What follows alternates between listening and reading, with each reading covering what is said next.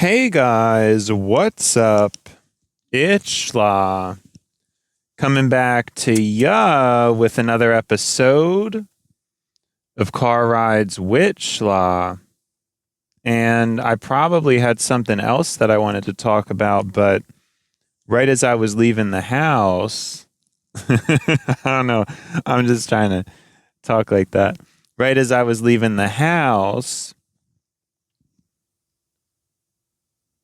I was thinking about this issue that tends to pop up. And I think you guys will know what I'm talking about right when I'm talking about it.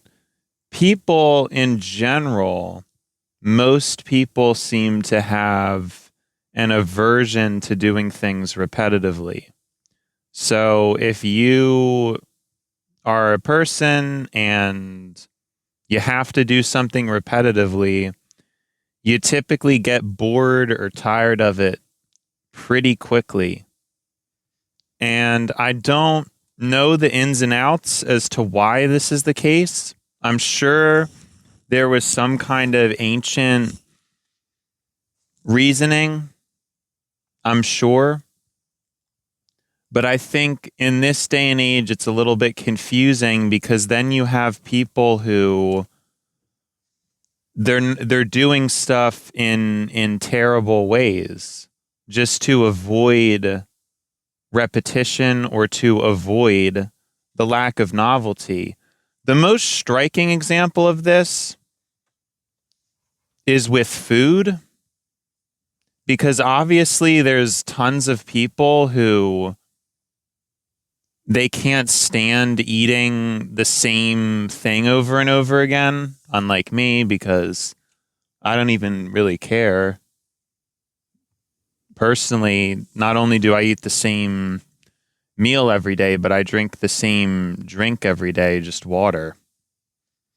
And I never really run into any thoughts or feelings or anything about wanting a different taste. It just doesn't, I don't get it. I don't really have cravings for different flavors or really anything like that. I just don't. And it's a very odd thing, but it helps when it comes to trying to do things in an efficient manner, because it gets costly to have to, gets very expensive and costly to have to keep feeding yourself novelty. It's not cheap. It's extremely expensive. Now, in the case of food, I actually know the relevant explanation, and I think the idea is that, the body wants to try to obtain different nutrients, so it wants different tastes to try to have that healthy thing or whatever. I think I heard this before in a video, that the body wants a diverse, it's better for the body to have food from diverse sources and things like that. But I'm honestly kind of questioning that a little bit. I won't question it too much because I'm really not educated on the topic, so my opinion about it could just be completely wrong. But I guess I'm just questioning it for fun. But I want to make that clear, just for fun. I'm not being authoritative at all. I didn't look any of this up. It doesn't really make a lot of sense to me, because if we know that in the past we did eat a lot of meat, because we used to have to hunt, like before agriculture, really, we would have just ate more meat because it was just a more stable food source. Obviously, post-agriculture, things changed, but even within agriculture, we still farmed animals. But regardless, that's kind of what I think of, because a lot of people do say that humans used to have more of just a meat-focused diet. It's kind of one of the reasons why I transitioned to it. But that being said, there are people that argue the other side too, that maybe we did always eat plants, or maybe it was just only certain groups of humans. So again, it's something I'm not really too sure on the objectives of. So I'm not going to be speaking as an authority on the content. This is just for entertainment. I almost don't like doing that, but that's why I keep giving these warnings, because I know what ends up happening is somebody will listen to someone guessing about things because it's a little more entertaining and it's a little less offensive, but then they'll remember those details. And then if somebody authoritative is telling them what the actual consensus is, then they'll kind of, oh, well, that guy, I don't like that guy because he's being forceful. And then you have people attaching themselves to a lot of fictional mindsets and beliefs that don't really hold any ground. So that's kind of why I don't like it. I don't even like theorizing about it, because it's still just putting out empty information into the... So I just personally don't know how I feel about it. So maybe at some point that would be a formalized rule for my podcast. But for the time being, I still see that as the rough... not that. I still see this as the rough draft. So, what can you do? It's all good. And to cycle it back to what I was actually talking about, it's repetition. And it's how, for the most part, especially within modern society,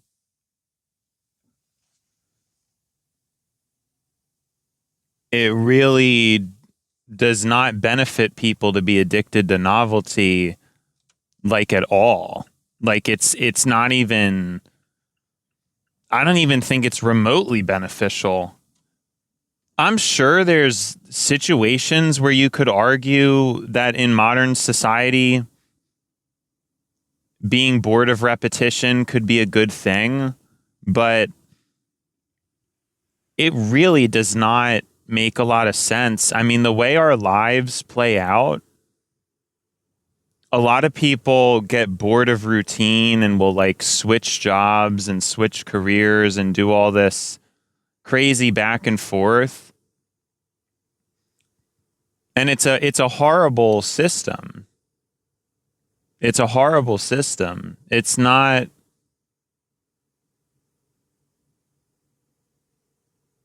Yeah, I don't really know how else to...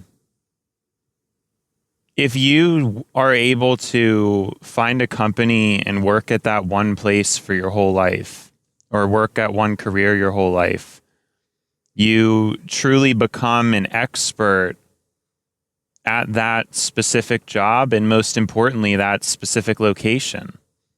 If you switch job, people who work retail, for example, if somebody, I think I've talked about this before on the show too, if somebody worked at a retail store, and you know how a lot of times a store over the years will change locations of things, and it's kind of annoying because you're used to something being in a certain section and now it's not. Well, if somebody had worked there for 40 years, it would be incredibly insightful, because they themselves would likely remember where the things used to be. So if somebody comes in and says, oh, where's this new product? It used to be in this aisle, but you guys remodeled and now I can't find it. And then the person that's worked there for 30 or 40 years, they might, oh yeah, we recently moved it over here and it used to be over there. I know exactly what you're talking about. I'll go find that for you. Instead, what you notice nowadays is a lot of people who work retail, they've only been there for a few years, and because they either have to switch jobs or have had to switch jobs.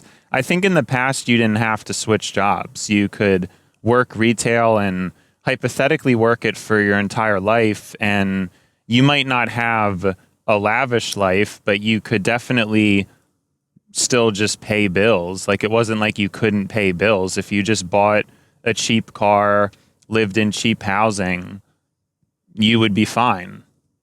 Like it just didn't, it wasn't like a huge problem or anything like that. And again, nowadays, the people at these retail stores, they don't even know where anything is. Now, an additional aspect to this is the fact that I think we just rely on technology to do stuff for us. So we get used to these systems where, oh, you know, I mean, it's most obvious with GPT. It's like you start to just rely on the AI to do everything for you. You don't really think too much about things yourself anymore. You know, when you use a calculator, you learn how to operate the calculator. You don't really learn how to actually think through whatever you're calculating. So we tend to do that because it's like the path of least resistance. And I think people have these phone thingies now that you can just look up where something is in what aisle. And yeah, I guess in the future, it's not even going to matter because eventually it would be to the point where probably every single store could just have every single item location mapped out, and you would just go into the app and then say, like, take me to this item. And then the AI could probably just figure out what you're talking about and then show you on your phone like a direct GPS map to the location of the item you're looking for. So I guess in a way, this art I'm trying to convey for my point, it's just going to get nullified because there's not really going to be a reason for somebody, a human, to hold this knowledge and have this knowledge of the store when you're going to just be able to have a technical apparatus that can achieve the same thing. Now, I guess the question comes into mind, you know, AI does create a lot of electrical and just physical pollution. It's not super efficient, so it would need to be the case that someday it can get wildly more efficient. And then if it ever got to the point where it's more efficient than a human, then yeah, this system sadly would just make more sense to do, and it wouldn't make sense to have people working in retail anymore. But I don't think it would make us happier. I think it's a lot of extra costly and expensive roundabout ways of doing things, and I don't really know that it's going to lead to progress. It's possible that it could, but it would really only be for wealthier people because poorer people would just get put out of work. Now, maybe, you know, you make the argument that, well, poor people now have more freedom and more time if it's done ethically. If we have these systems set up there, you know, you don't have to work as much or as hard. But that doesn't seem to be the way things are going. It seems to be that just a lot of times poor people will just be cast aside and forgotten about, which should be unsettling for humanity because we have to make a clear decision about whether we're just going to throw a bunch of people into the street or, you know, like we can't just be making these decisions haphazardly. These are very, very serious decisions and problems. And it is whether or not we're going to go the route of the AI or go the route of, I don't know, humanity. And when I think about optimism, I don't think I thought about it on the correct axis. But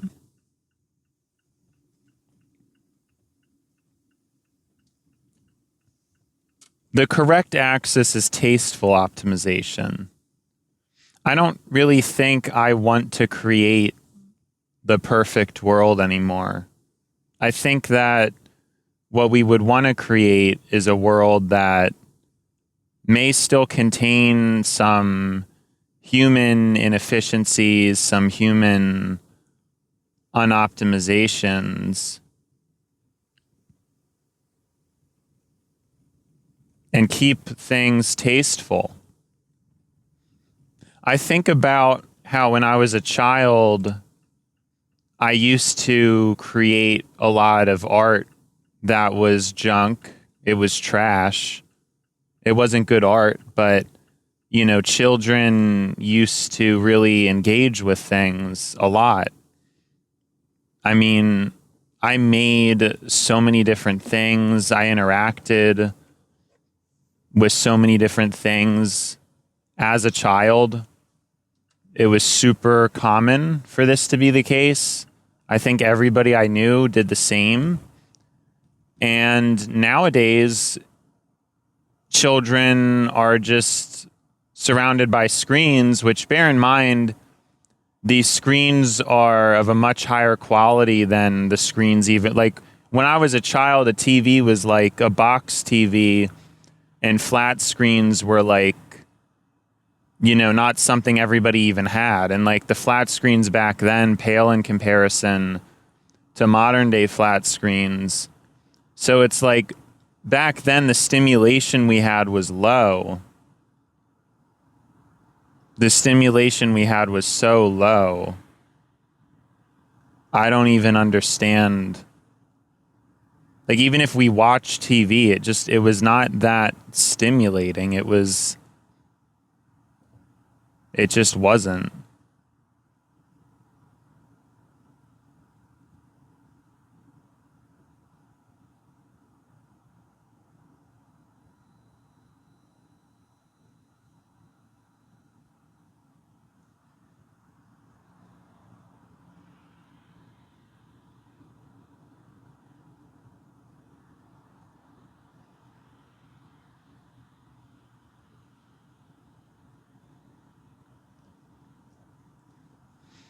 And now people are inundated with it and surrounded by it. And I think it robs people's creativity. It makes children and youth, who are supposed to be some of the most artistic and creative and driven in those directions people, just get completely snuffed out. I think I've mentioned before how much the retail environment has changed, how it's become duller. And I've attributed a lot of this to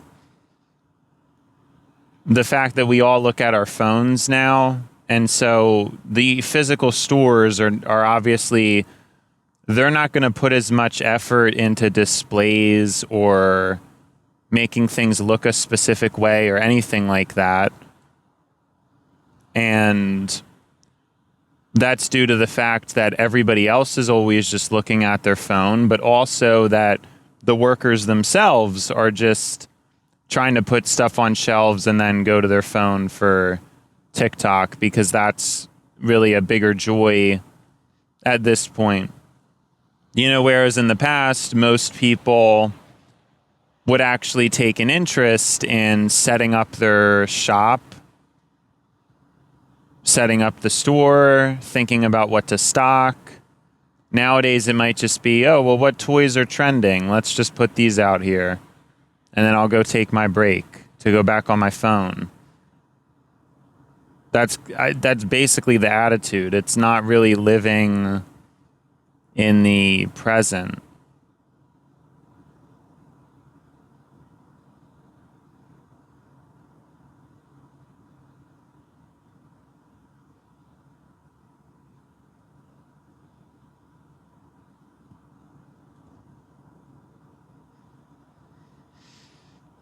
Well, the extension and the reasoning for this is how the youth have been corrupted.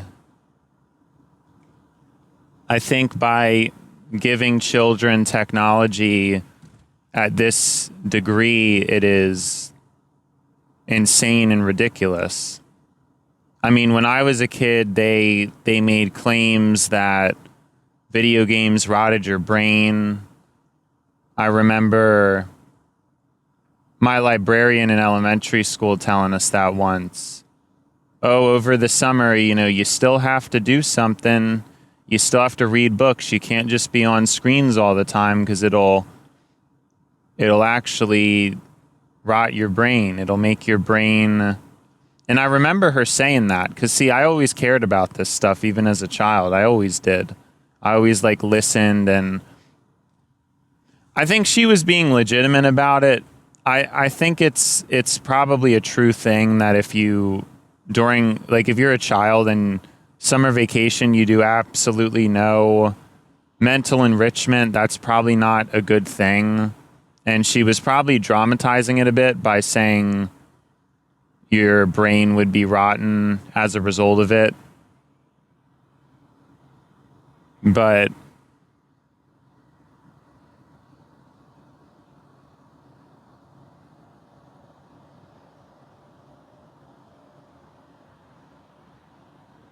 there's some merit to it. But what I wanted to comment on is that back then, there was actually substantially less merit to it because, I mean, sure, maybe my brain was more high on dopamine as a result of playing Pokemon on the DS. But Pokemon on the DS was very slow. It was fairly primitive. The graphics were pretty poor. I mean, it wasn't that stimulating in comparison to anything we got going on now. They had kind of just been attempting to incorporate internet into games, and some of that was cool, but it was fairly calculated and intentional. If you wanted to battle somebody online or trade with somebody online, it wasn't super overstimulating and crazy like it is now. And I didn't even use it because my dad was not trusting of connecting the DS to the router. He thought that, maybe he wouldn't really trust Nintendo, even though he would trust a regular computer company. I think that's kind of funny. I don't really resent him for it. I mean, as much as I wanted to use some of these online features, it's fine.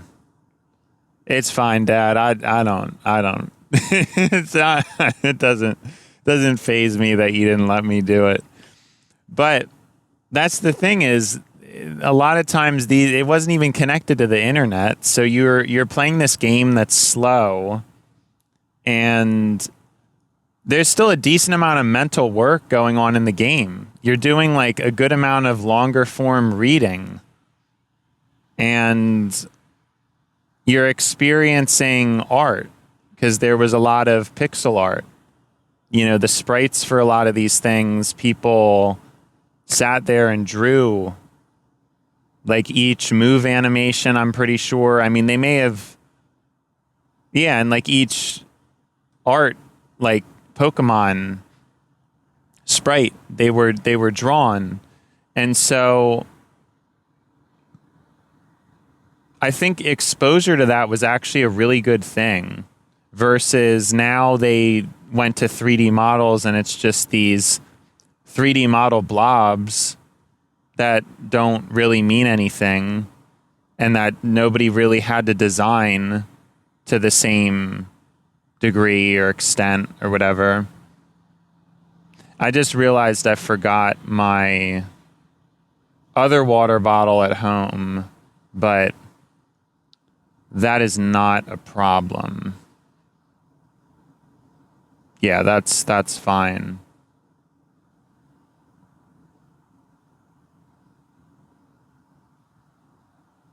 Yeah, that's fine because I still have my car one, and I'll just use that at work. Yeah, and actually, now that I forgot about it and I'm thinking about it, I actually don't know. It might make sense to just have one. I'm not really sure. I'm not sure how I feel about that. We'll see. Maybe I just won't even bring the other one to work anymore. I don't know. Anyways, yeah, it was obvious. Like, I don't think it was that bad for my brain. I don't think I was really that unhappy as a result of being addicted to the DS. But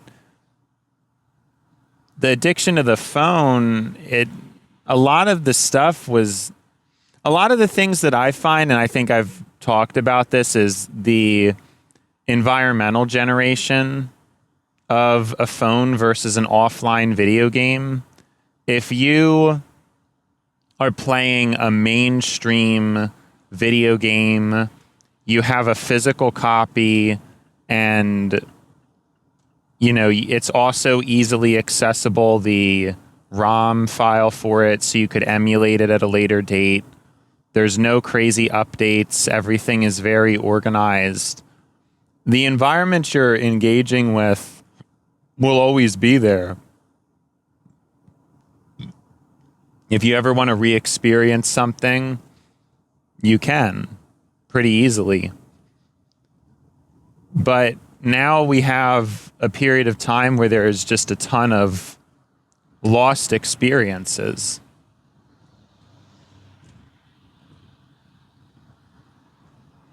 There's tons of lost experiences because there's certain YouTubers I watched whose content got taken down or they deleted their videos.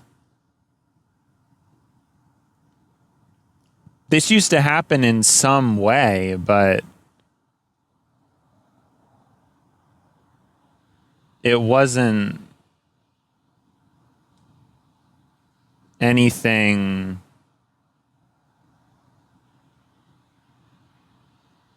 too severe or extreme. Some shows are probably lost media, but it's not all that crazy.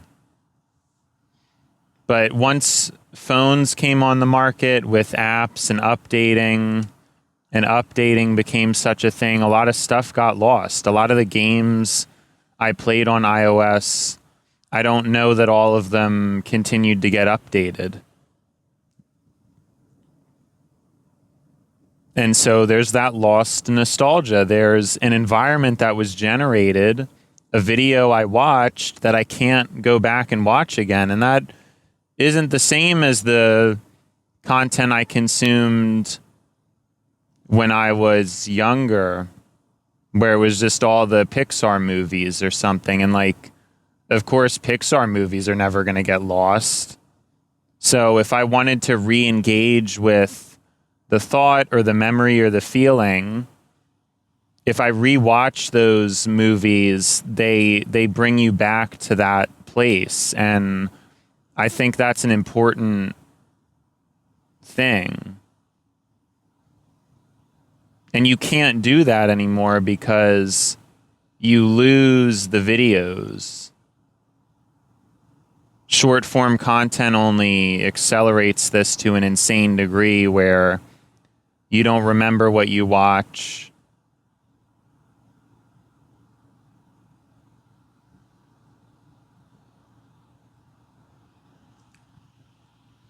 You don't know why you watched it. Everything just becomes a bunch of I don't knows. There's no meaning behind any of it.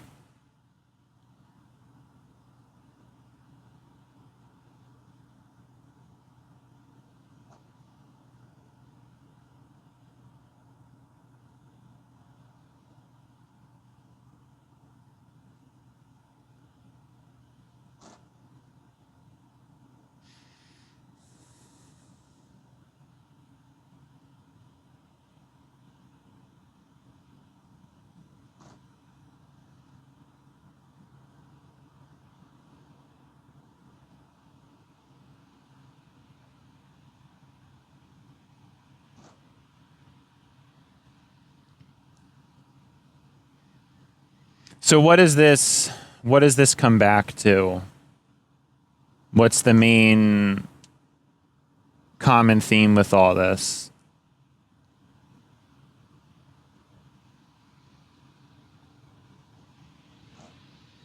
it's stimulation, how it's changed, how at one point people were willing to call out video games as being brain rot because the librarians could not relate to it, but now there's probably librarians who use TikTok and are a part of the same, a worse version of what they once spoke out against.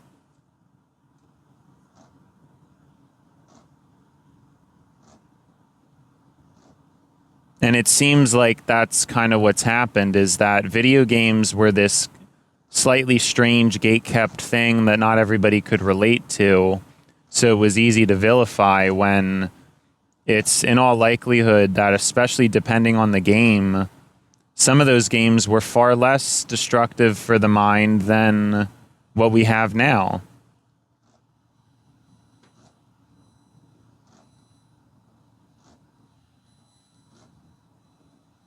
But because what now has become mainstream, it's no longer judged. At first, being on a computer for excessive amounts of time was weird. It was judged. But now being on a phone for excessive periods of time is completely normal, because everybody got accustomed to it, and now you're not a nerd anymore, you're normal. But you used to be a nerd if you were on your computer for 8 hours a day. But we don't make fun of people for walking around on their phones all day, not really knowing where they're going, even though we probably should, but we just don't, because now the addictive thing is much stronger. The ability for us to get sucked in is perfect, because everybody can find what they want on social media due to the algorithms. Video games, it may have been complicated to find the right video game. Not everybody could figure out what tickled their fancy. Now that's not a problem at all. It's with all the video games that are pumped out and social media content that's pumped out, it's extremely easy to find things that you would want to do and like to do.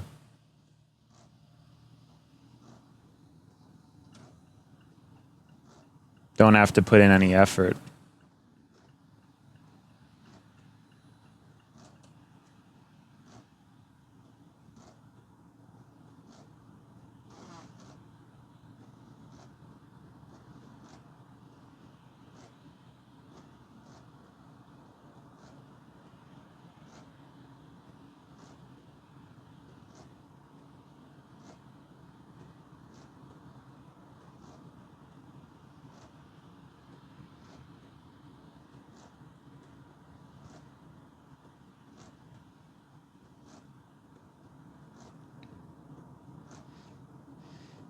So things have changed. Things have absolutely changed. As stimulating as Pokémon on the DS was, it really pales in comparison to now.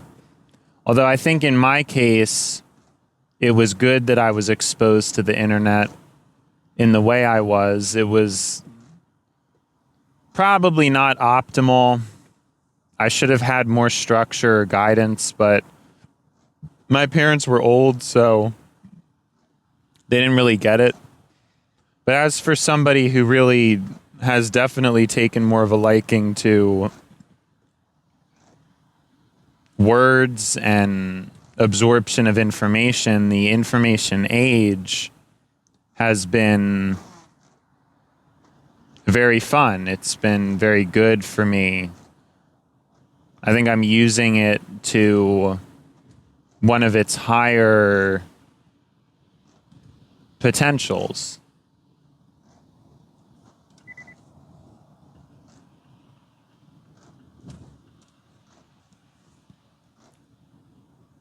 It's not just wasted, and it's been a good thing for me. The fact that I'm able to create this optimally and easily. I could have been doing it sooner, but, you know, I guess I can't do anything about it now. But I could be doing it sooner.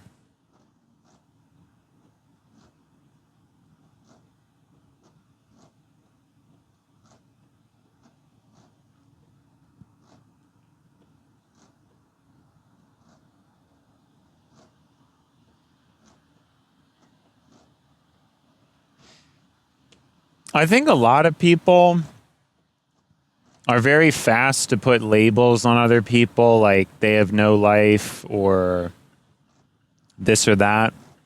And a lot of people have had this attribution to me. But as I've been thinking about some of the memories that I've had, I don't really think it makes any sense at all.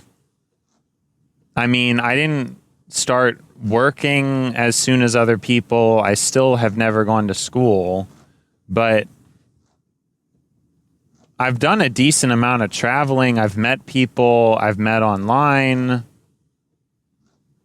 I mean, it's not the most interesting life, but I would definitely not say it's the least. It's just that a lot of times people, I guess they judge certain things. I just don't really get into it too much because I guess I don't really want to make things public domain. So I haven't really outlined all the things that I've gone through on this show. It's possible that I could someday, but again, for now, I'm not really sure that I want to make things public domain.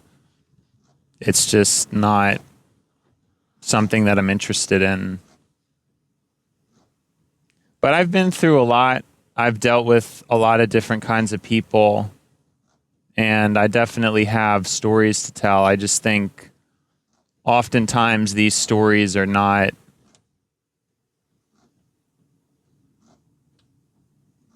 as good or as cool as what some people would like to hear or like to see.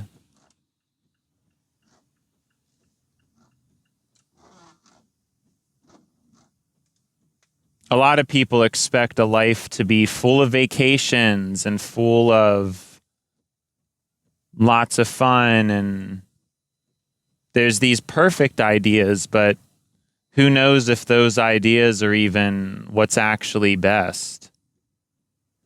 You know, what I've had a slower life, it could be better. As much as the grass is greener on the other side of the fence, I think, you know,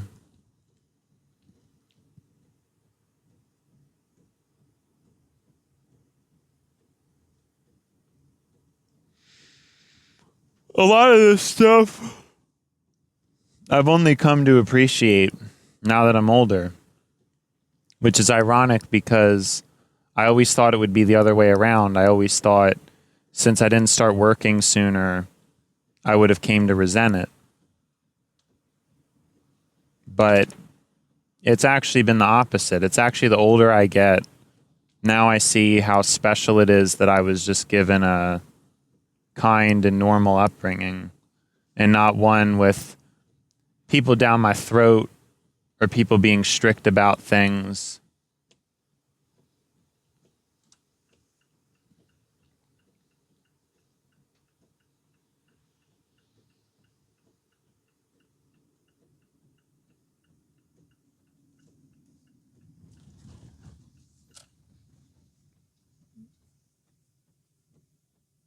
There's a specialness to that, even if it hypothetically sets me up to be at a worse point at some point in the future. That really does not matter a whole lot.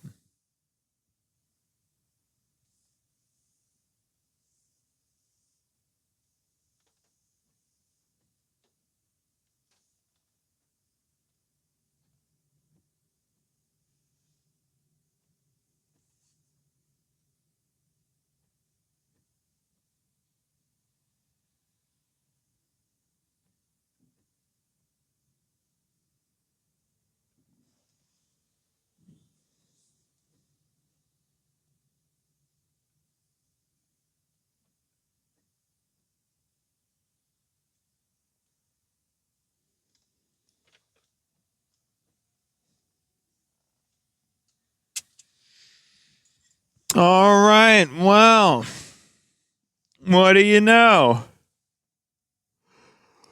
Well, it has been Schla once again.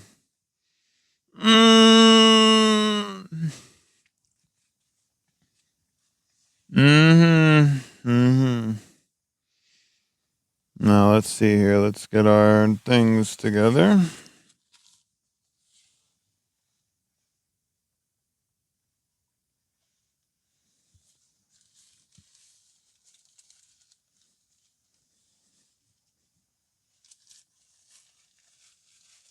All right.